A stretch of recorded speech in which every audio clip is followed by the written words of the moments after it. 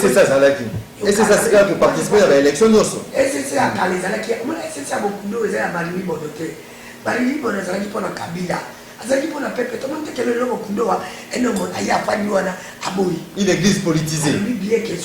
L'église est comment politisée. Na boyo kayoge Marini Bodo Azali na SSC, Azali ne conseil la membre église te Azali pour la Kabila. Il y a ça politisé par des côtés le côté. On m'a dit de nos Kamba. De nos Kamba ça pour la même. Mais qui ne le commande de côté qui n'a fait l'idée là. Babo yaki Mali Babo yaki non c'est indiqué. Tout ça l'élection solo. Depuis 2006 il y a l'élection malgré ça. Même au Bimsa de côté le. Donc tu le Moussa est suisse la même réelle à Kabila. Élection de côté le pour la 2023 vous avez l'élection à problème. Là où tu le Babo attend moi l'élection à problème. Ceux qui ne côté le Mali président tu vas au bout. Au début l'élection comme on ne va pas gagner le Coran. Ceux qui ne comprennent pas l'élection président à 2023 tu es pas qui n'a dit ça. Et ça a ceux qui ne viennent pas à Toyebaki, le vélo qu'on a Toyebaki parce que c'est fondement possessif. Donc en 2018, vous avez Chadar, mais les amis Chadar étaient. C'est-à-dire, beaucoup pensaient, mais résultat, urne les alarmes sous. Merci, le mec qui est Toyebaki Chadar. Toyebaki, c'est parce que pour l'anime, Toyebaki est Kabila Tifélix. Non, mais le bien monté. Et Kabila, c'est lui qui a pour conseiller. Merci, pour l'anime. Pour l'anime, parce que l'élection Toyebaki est dans la bosse, on peut bosser mouillé. So un petit Félix ça va pour gagner dans le c'est ce qu'on a combien de pourcents dans le paquet. C'est comme aujourd'hui que j'ai décision il y a SCC de condamner qui est là. Malgré que Bamoni Mabé, ba contester bazali comment on a été investiture d'intérimaire, il y a un nouveau animateur, il y a Seni et qui vraiment l'année vraiment mon côté l'année procédure mais bango ba matiti koleka ba lobi était ba marquer rupture. C'est autre confession religieuse. Ndeko Maxime. Et là on y va voter à Bissau. Ndeko Maxime n'a pas essayé bango le mot na bravo. Les gens qui n'ont pas les mêmes idées ne peuvent pas marcher ensemble. Parce que ça va biloko belina biloko belite place mo côté pour ce qu'on l'a encore le Kaliboumi. Entre les vrais et les faux il y a encore les vrais qui restent. Les restes sont là bango ba l'église balongwe.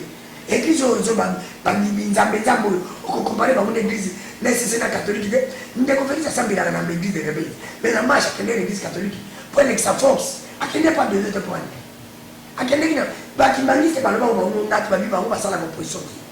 Donc, tu te félicites le fait que Babaké rupture. Batika la position dans Bango, Batika peut l'église comme ça la commerce. Donc en fait, ça n'est pas un mot d'aider. Dans le Bible, dans le Bible, malgré que la Bible nous dit ceci. En fait, ça n'est pas un mot d'aider. Non. Bah, c'est la séparation, c'est la division. C'est qui est biblique, c'est la séparation, mais non pas la division. Et ils n'ont pas fait la division, ils ont fait la séparation. La séparation, c'est là que on va tirer un coin de ballon, on peut tirer un coin de ballon. Voilà, ballon, faut que j'en vois mon conteneur à l'ina. Merci beaucoup. Merci. Élection à 2023, dès l'élo, et que ça l'élection, il y a un problème. Problème, moi, c'est lui qui sera la base à problème, comme on a une négociation. Parce qu'il y a un mais ce n'est pas encore temps. Encore temps, parce qu'il y a un entre guillemets base. Il y a une base comme ça, le président. Encore une base, il y a un chaos. Il y a raison. Attends, pour de fêter, la catholique n'a cessé. Parce qu'il y a un bon côté, et vous savez, merci beaucoup, Ndeko Danou Kefoula, Ndeko Franck Moulaja. Merci pour catégoriser justement les différents aspects relevés dans la déclaration. Il y a ECC lors il y a 58e session ordinaire na Bango Basili peut décrier intérimairement investiture. Il y a nouvelle équipe dirigeante, il y a Seni, chapeautée par Denis Kadima, mais également Basili Kolongo, la suppression. Il y a RAM, mais également l'objet était marqué rupture avec les 6 autres confessions religieuses, notamment Pona, Makambo, et Sled Koleka, Nasseni, avec l'investiture intérieurement, il y a de nouveaux animateurs. Merci Ndeko Maxime. Je crois que le Rwanda est aussi prendre une été. Quand on a émission, je crois que c'était la semaine passée, où il y a un du soir, vous avez rappelé à M. Danou, je prends des déclaration sous. Alain, moi je demande au chef de l'État de signer l'ordonnance pour investir bureau de CENI, équipe Yakadima. Parce qu'on ne puisse pas aller au-delà, il y a délai constitutionnel, parce que l'église, jamais que bakotikala jamais koyokana. Moi, ça ne me surprend pas. Peut-être SCC avec beaucoup de mots, quand ils se sont retrouvés avec archevêque Ambongo, on a cassé les autres sur la bien, vous voyez que c'est la même famille. Peut-être SCC à Marini, comme Marini était de l'autre côté, on est taxé comme Negonanga Zolo Bakazani Mutrakabila, parce qu'il était de l'Est. Mais comme Ambongo, cardinal, beaucoup de mots, Batouya Ouest, je crois que là, il n'y a pas de problème. Mais l'église des Arabes, une difficulté. Parce que moi qui vous parle ici, je suis catholique, mais je ne partage pas tous les points au catholique Balobaka. L'église locale, il y a des protestants, ils n'ont jamais été organisés. Au Yébi, n'a pas paroisse, n'a pas un peu bas, ça va élection. On va bien investiture, il a contesté, parce que par tout le monde. Non, je vous informe, Ndeko. Moi, j'ai fait les tours du Congo, même ici. Pour voter Kaka, pasteur, il y a l'église, il y a SCC, Bitumbe Bimaka. Moi, je peux parler au moins de l'église catholique qui est organisée, mais SCC, ils ont ceux qui n'ont pas de détails à SCC, ils ont l'église désorganisée.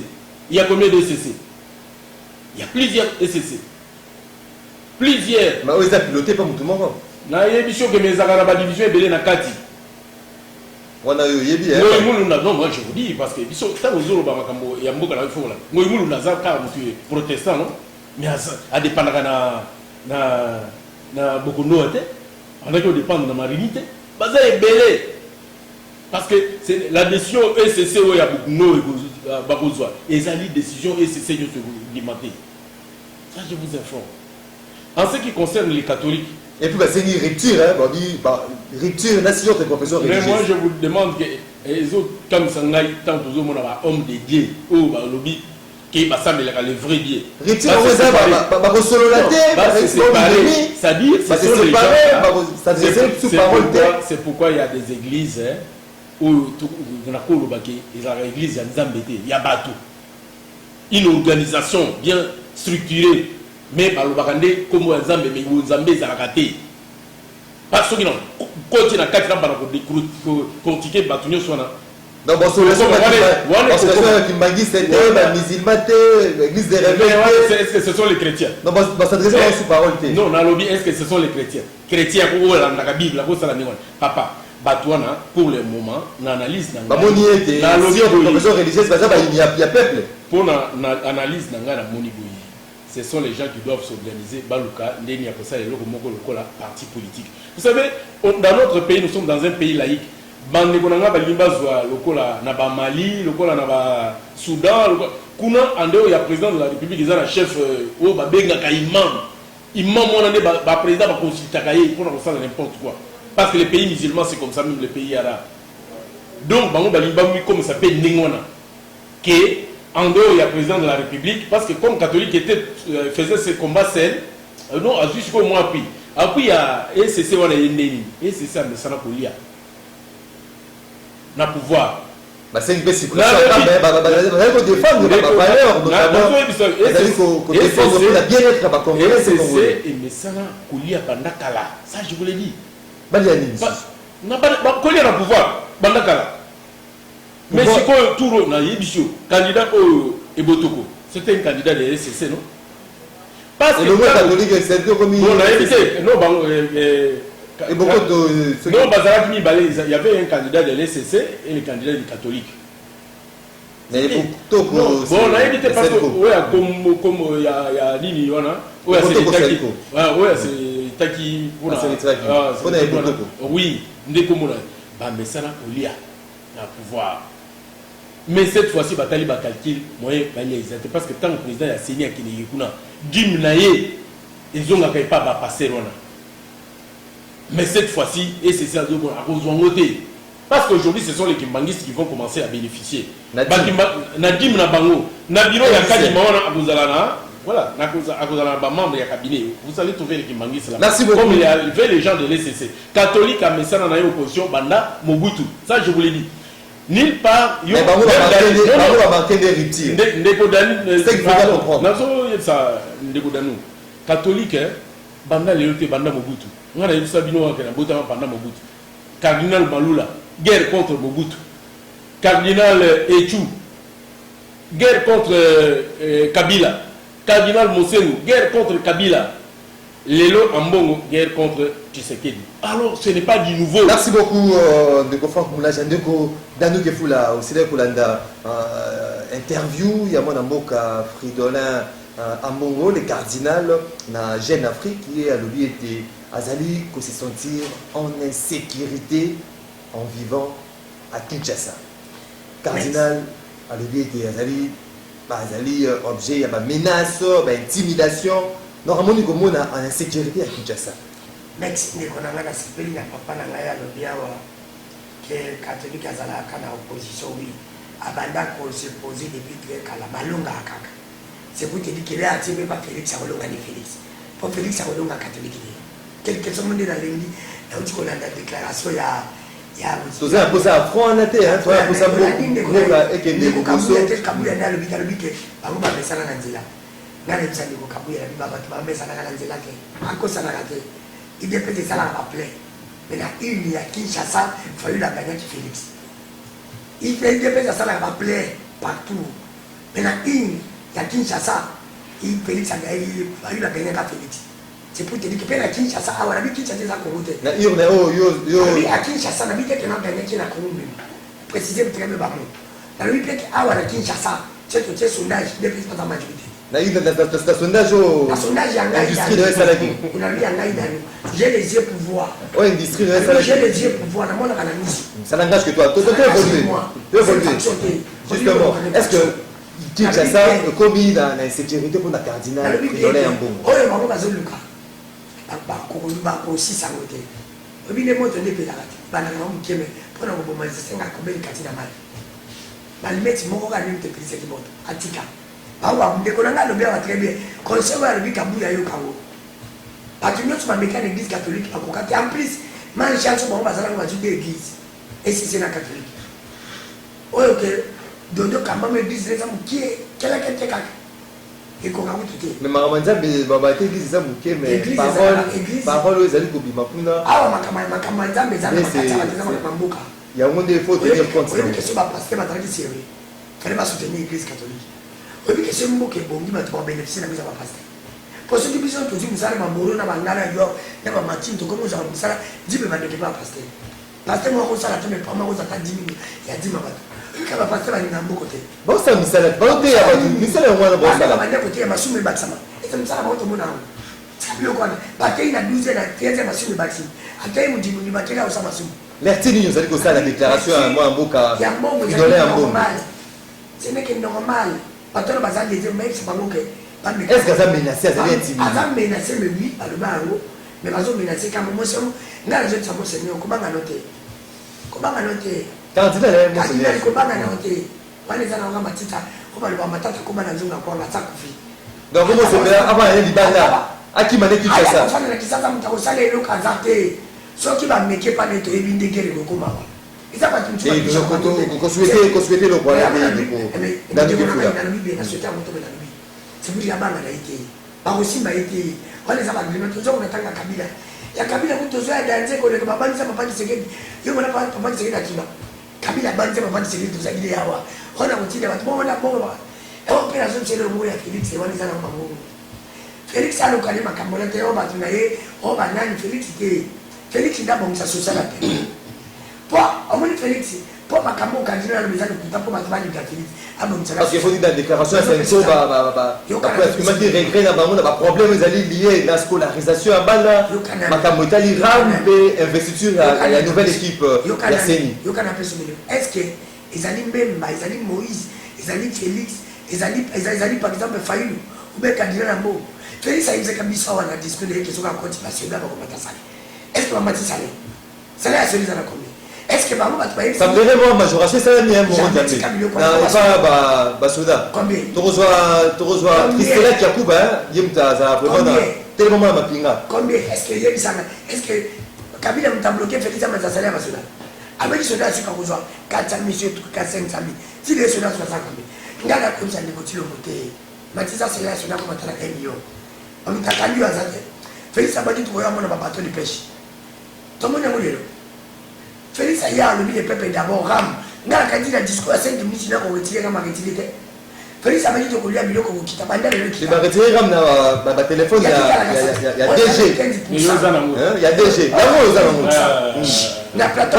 Papa n'a pas fait que vous l'avez en position dans des téléphones. Quand il y a miné, il y a qui qui a gagné. Il y a pas pauvre, tout ça, qui a gagné. On va ta pouvoir. On va se katakatir. Il y a qui a gagné. DG va katakatir. C'est pour te dire que nous avons gagné.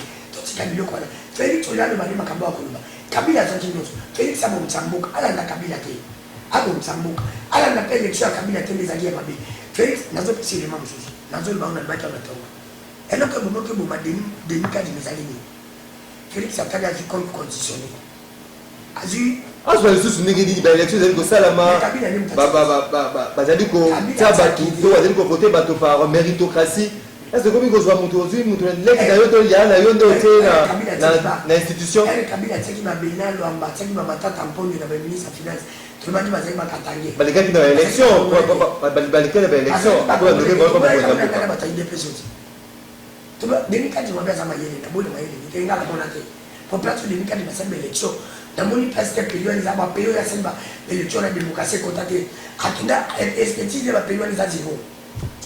ont l'élection, merci beaucoup. Mais ce n'est pas le contraire. Dès la commission, on a raison. Alors, il y a des gens qui ont des monumentales. Il y a des gens qui ont pas vous appeler la conscience à moto. Humanisme. Alors, il y a des gens qui ont des problèmes dans le monde. Donc, on a dit qu'on a mis des gens qui ont président au Tchénaï, mais la dignité de la Bengani, tout ça, ce qui est un congrès majeur. Merci beaucoup, Ndeko Danou Kefoula, Ndeko Franck Moulaja. Aussi les cardinal Fridolin Ambongo. Ils se sont en insécurité en vivant à Kinshasa.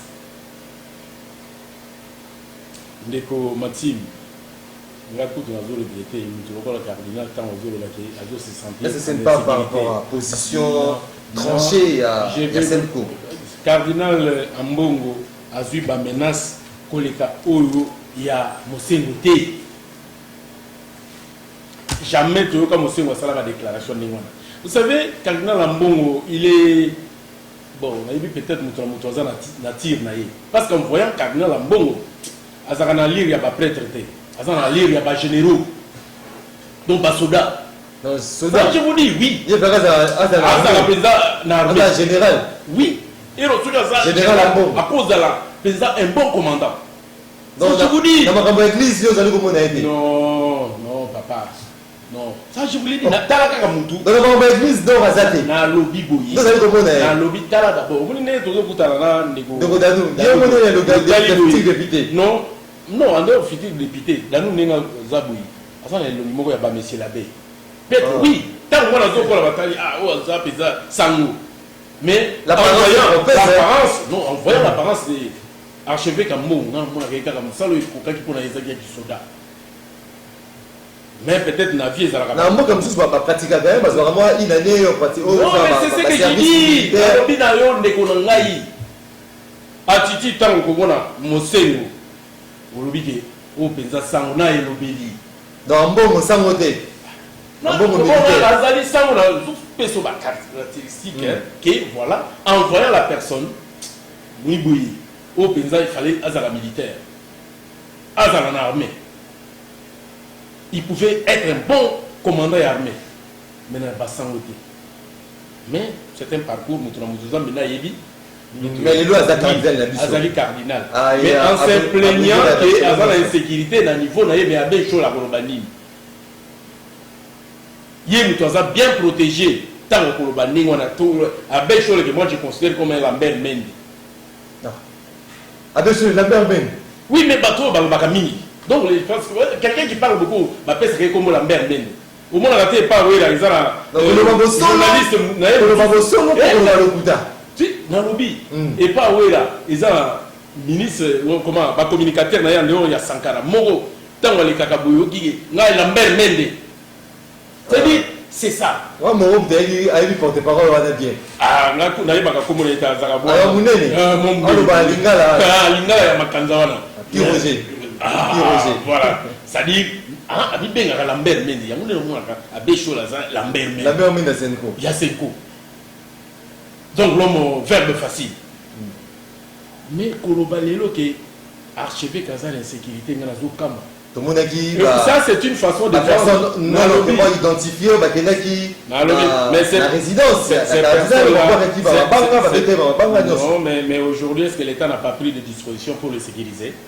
Parce que menace déjà on a lobby. Ah, ça fait longtemps et voyez que bimakaka lelo au moni tozo vendre bango bakoza la bateau bakuti koza la pona koteka image mabe ya mboka te.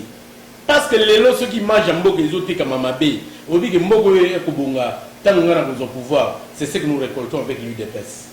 Parce que tout ce que Kabila faisait ici, les gens disaient non, Kabila doit s'aller de l'autre côté, à Salaboy. Non. Est-ce que ce n'est pas par rapport à la position? Au moment où Makamotali, scolarisation à Bana, avec cette gratuité, ça pose problème. Non. Makamotali, RAM, ceux qui taxent, ceux qui rémunération, il y a service, il y a la suppression, Makamotali RAM.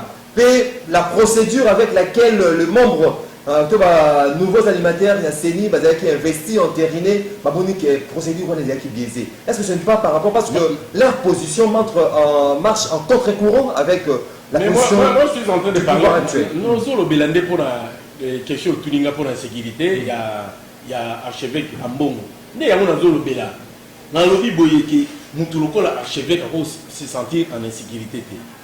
Parce que ceux qui ont béni, le gars a limité pour la centre ligne, a béni bourgmestre, même gouverneur, Malamoko, sécurité, vous n'allez pas là. Moi, je ne vois pas comment, au moins, nous sommes les accords, vendre image, Marie Mboka. Dans le lobby, pendant que le IDPS vendait image Mboka, Marie pour pouvoir à Kabila. Partout dans l'ambassade, pour voyager dans le poteau, pour qu'il y ait des tout bayate, mais pas tout bayate, mais il faut passer, continuer à faire tout ça, tout comment âge, ils ont avancé. Alors, les autres, c'est qu'il y a un pouvoir. Il y a un pour faire l'opposition, tout ça, le modèle à Papa Tshisekedi. Parce que l'opposition à Papa Tshisekedi, les Arabiens, c'est ce qu'il faut freiner Mboka. Faisons la politique. Une opposition républicaine. Oui, faisons la politique. N'a pas besoin de déconner parce que la politique va se passer ça. La politique va se passer ça. Oh, tant qu'il y a une élection comme Mboka, jamais. Élection comme Mboka té. La zone vous allez le battre tous les choses. Élection comme Mboka té et bon ça ne battu. Les gens là, les politiciens. Et bon ça ne battu. Mboka. Dans le lobby, oui bon ça Mboka et ça la volonté dans du peuple. La volonté par rapport au gouvernement, par rapport à la bonne gouvernance. Oui, bonne gouvernance d'abord par les gouvernements. Et en dehors de cela, la population doit savoir aussi droit naïe. Ce que faut pas. Pour bon, on attend aux autres, les députés, même ceux qui les lots, qui sont les présidents. Parmi les 500 députés, tu as 100 députés, les mêmes politiciens, on ne va pas naître dans nous, tous les bango. Dès qu'on a pas causé là, badane le safu, bamatu mukebai, mutuna mutu. Donc nous ne pouvons pas tromper la population. Ndenge tout, comment bah information il dépend ça va qu'on pèse nyoso ya kabiliser qui mabé. Na limité tout ça la opposition. Merci beaucoup Ndeko Franck Moulaja, avant de Kenedzela Singa, toujours à Imboka, sa interprétation, analyse de Fenabango, de Kodanu Kefula, Moïse Katumbi, qui portait parole, Ayebi attaque ou bloc celui patriotique, de ce front patriotique, Ayebi a moté. N'est-ce pas Moïse Katumbi, beaucoup de ça est, mais le front patriotique, le bloc patriotique, Bango Ayebi a moté. Est-ce que vous avez une perte de vitesse? Vous avez une adhésion parce que tout le monde était Front Patriotique, vous avez une nouvelle élan, vous avez une SID, vous avez une Front commun, FCC. Il y a mon amour Joseph Kabila, où vous allez voter ensemble justement pour la dépolitisation. Il y a assez. Je crois que la santé ne me permet pas de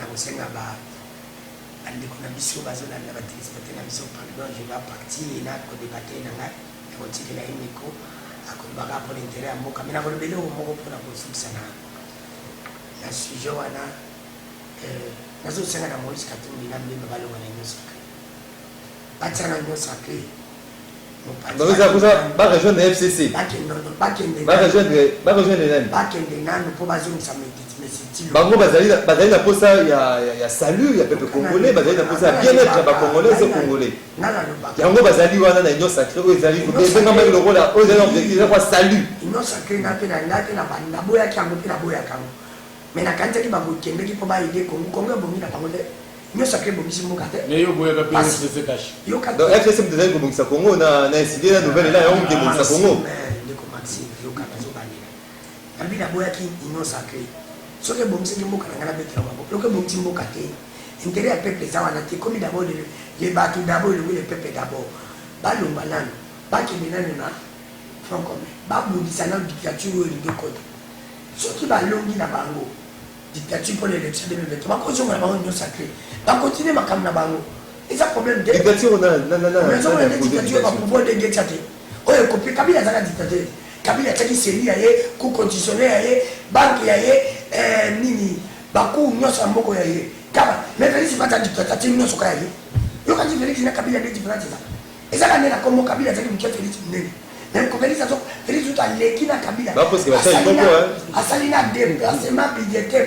au kabila salagati a petit congolais la ram au kabila tikala au pesate akanina zandu au kabila tikala ko kagate ça donc c'est ça on a le chef pour le dépassement budgétaire les alliés mauvaise gouvernance té tala yo ko ça déplacement budgétaire avec ali mauvaise gouvernance té comment yo mtubi ba on va benga ngoni nazo expliquer to mais gestion té déplacement budgétaire de l'année expert déplacement budgétaire des experts déplacement budgétaire ba personne bon mo bona un mois moi aux ana ba ijatso le kisi moi ko lezo le kisi mais à part mbongo ba pesa ka yo ya kusala na moi ba pesa ka pena mbongo mzo benga ko ya mpandi po ko ide na ba ijatso mzo yo lena wana yo comment yo mtu mbongo ba tekeno ngai bien exemple na comment ça la déplacement na moi ataka na $10 comme na $20 moi prochaine fois ça la déplacement ça justifié $30 déplacement est justifié yo sengi kaka $20 on le kisi juste moi les amener gestion soka boy ko le ba gestion ba yebi de ko gérer les experts ba bi gérer c'est prévoir mutu a yebi ne ba gérer ka soki na mode ala sali dépense à $20 le ko na boina na tomber na faillite moi on a ça 40 bloc patriotique na zongi c'est pourquoi on a un pouvoir yango ko côté Malgré poser la question de Bodani sur bloc patriotique na sengi na bien Nazali ko poser la question madame Moïse surtout ni même madame Moïse question est-ce que processus électoral 2023 ça madame ko ça madame ke ba on se mali ba boya donc on a boya na kamela na ba discours ba to même à très bien parler mais yo c'est la foi patriotique mais ndeni bodi ko se na susu Moïse Katumbi azala problème ezani porte parole va yebité comme ça na alors ga yebité porte parole obenga nganyo so bolimi na kondima mais sauf qui c'est que 10 on a déjà besoin jamais comme on a pour qui disait qu'il y a qui biso so ni biso ba qui c'est que 10 pour la gestion na et ça nous qui c'est que 10 jamais on a failli c'est jamais qui c'est que 10 c'est jamais on dit dans la vie mais aux frontistes dans la vie les obenga na une liste obenga na failiste mais pas qui c'est que 10 qui c'est que 10 c'est né dans le dimaté pour comme on et yo qui biso soni ya makomba papa qui s'est yako kasoni po mais je sens ton moni jamais papa qui s'est soit dit vivant ngaya obenga qui s'est na pouvoir abi ozo sala ngana mtsaka bongo te aw sala ngo oya yemoko na le bien oublier que tu dis la biche za mboko merci beaucoup pardon na le bien aussi maintenant on y attends que mais aussi tant on y le Maxime pardon pour mes amis processus électoral les a mabi ce qui va salir fond on pas zone ça processus na dila na ko bisa mbe bana Moïse baya po baboyango mais la comme ça failli le moko ba ke na kabila ka débattre na processus mais l'élection en 2023 ba ke na kabila pour la processus ça va na 2023 failli pas que kabila jamais voilà il faut céder kabila que voilà ko chie parce que kabila ça le mal oh ya congolais et là kabila c'est monsieur yanga tepe mais vous savez les mal vous savez les mal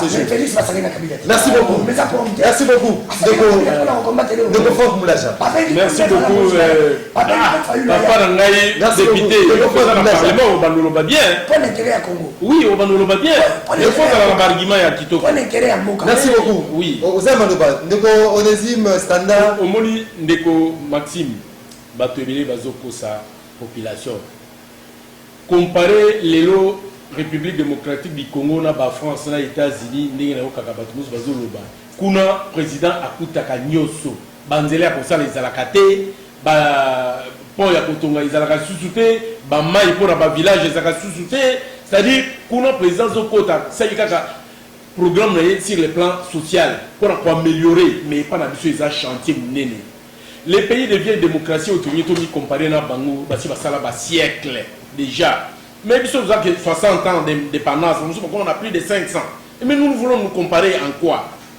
parce que na Kinshasa capitale il y a des institutions bandela batuos bazana maïté.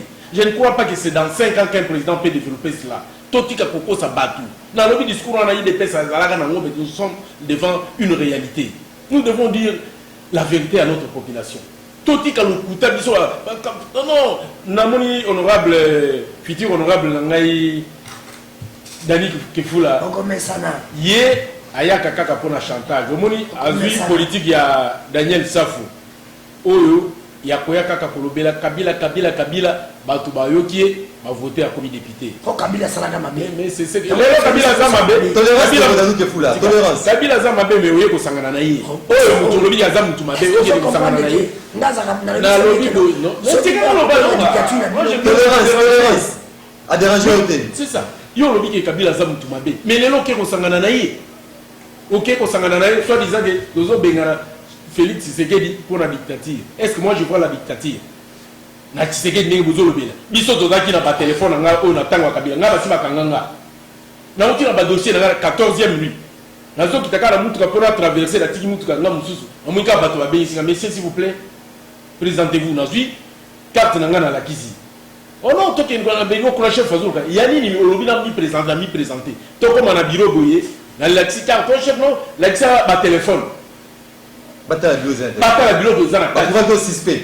Non, nazaki sina pas du père bato mususu kuna. On suspect. Ah bon, je ne sais pas. Tant bataille heureusement na vidéo ya makambo politique ça quitté. Ba ki ba parce que poche na na mbongo plus de $1000. Tant ba moni mbongo na monter. Ba bon oh total ça cause la ba phobie bo pesa mbongo nga.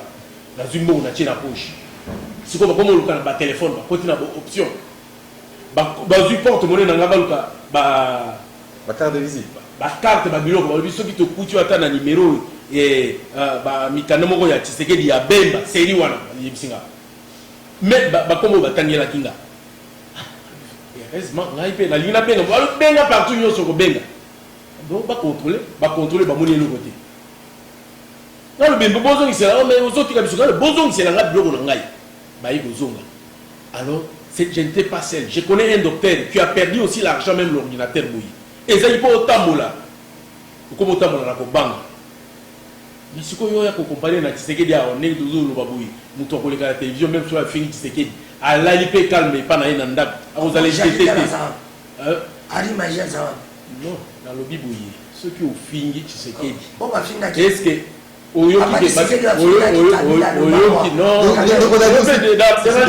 pourquoi? Mais moi je ne vois pas ce que vous dites aujourd'hui, parce que moi j'ai fait mes analyses. Je ne vois pas ce que vous dites comme dictature. Tu sais qu'il y a une dictature. On est en coco ça. Qu'est-ce qu'il est comme dictature? Dictature, bah tchaki papa tu sais qu'il y a. Ceux qui sais qu'il y a un dictateur, mais les Haché, Ndeko Fayou, la résidence surveillée, le col tu sais qu'il dit, papa bah tchaki pendant 2 ans et pas Kabila. Bah tcheli bah soda côté bah soda papa on a banaki au bimaté pendant 2 ans. Mais les lots ok ko sangana Kabila non Kabila tombé dans la dictature ya Tshisekedi mais ils ont comme sanga parce que même la population bazolo ba pour un sentiment les lots makambo o ya ba grève wana o ba catholique ba cotiser et ça des politiques parce que total kaka on a Kinshasa tokende na Makala tokende na Kimbaseke tokende na Kiseso enseignant à Kiseso même temps ba para ba pendant que futa parce que futa combien il gagnait combien est-ce qu'on peut sacrifier l'avenir de nos enfants pour moins de 10 écoles il y a catholiques qui disent que bon belé. Merci beaucoup Ndeko Franck. Et moi le pays laissons la politique aux politiciens. Merci beaucoup Ndeko Franck Moulaja. Ndeko Serge Mombito président communal à Makala MLC Merci beaucoup et comme